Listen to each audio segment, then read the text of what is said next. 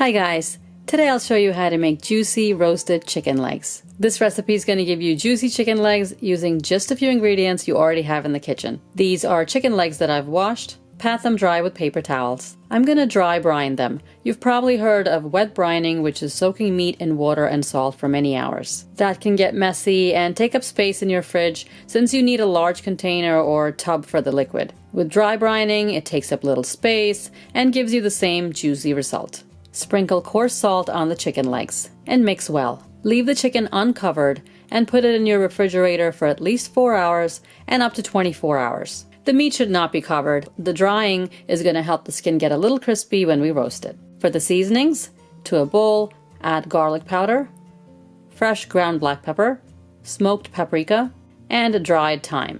If you don't already have garlic powder, smoked paprika, and thyme in your pantry, please get them as they're used in a lot of my recipes. These dried spices do last long, so you don't have to worry about them expiring quickly. Heat your oven to 400 degrees Fahrenheit or 205 degrees Celsius. Mix up the spices right before you take the chicken out of the fridge. I left the chicken in the fridge for about 18 hours. Pat the chicken dry with paper towels. You don't need to rinse them. Place the chicken on parchment or a foil-lined baking sheet. Sprinkle the spices all over the legs and rub in really well.